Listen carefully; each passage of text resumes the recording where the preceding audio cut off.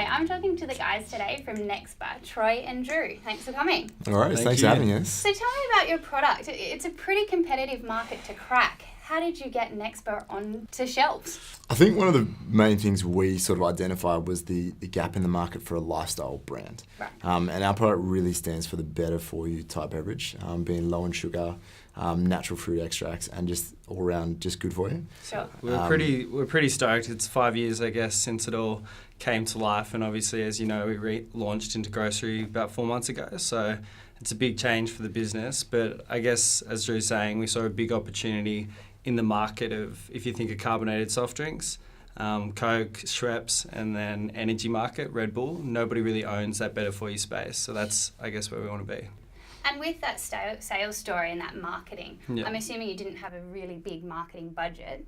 What are some tactics that you use? Well, I think as Troy was saying, building that really strong foundation in the PNC market gives us a great visibility to consumers, and the type of people that we're going after as well, being that sort of younger consumer coming up to.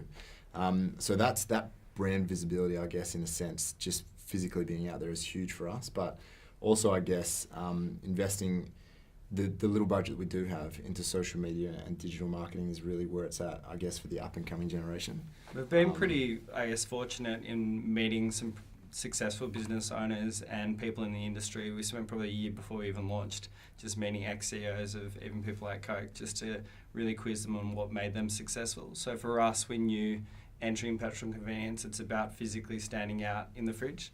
So that's the point of purchase piece. Sure. And for us, we knew that if we focus on being the beverage innovators and really creating quality products, that if once the people taste it, and they get cans in hands, they're going to repeat buy. So that was where we really focused. Right. And those ex-CEOs, were they pretty happy to chat to you? Is that just a matter of asking people for their help and advice? LinkedIn's a good thing. LinkedIn's great, but I think when people meet with Troy and myself and they see the passion that we genuinely have for this, it can be quite infectious, and it's hard not to want to, I guess, get involved in what we're doing. Sure. So it's, obviously that initial intro is LinkedIn's great for.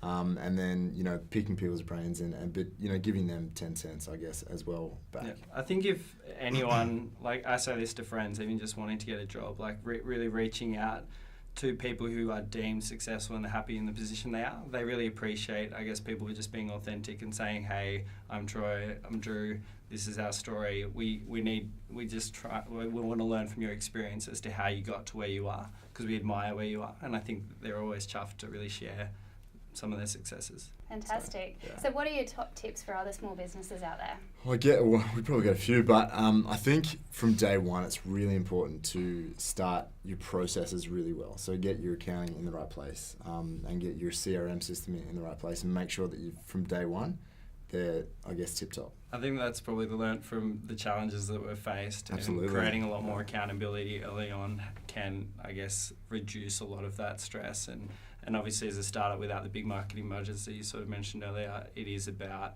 cash flow is king very much in a model like ours, which is not something we haven't poured millions of dollars into this business to get going. We've organically grown it. Sure. I think mine is mentors.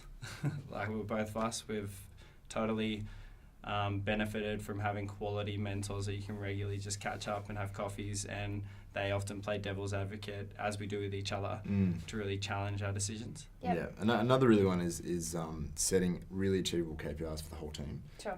It's if you've got those goals that are achievable, everyone's excited and motivated to come into work every day. And then especially when you achieve those goals, you got to celebrate the wins, because it's fantastic going out for drinks, work drinks on a Friday when you've had such a great week. Yeah. So it really We've puts probably you been good. guilty of not celebrating enough, so we're going to step up the celebrations. So it's prepare, 2015 get a is the year of celebrations. and celebrate more. Yeah, Fantastic. exactly. Love your work. Some great tips there, boys. Thank you, Troy and Drew, and we'll see you next time. Thank Thanks you a very lot. much. Cheers. Cheers.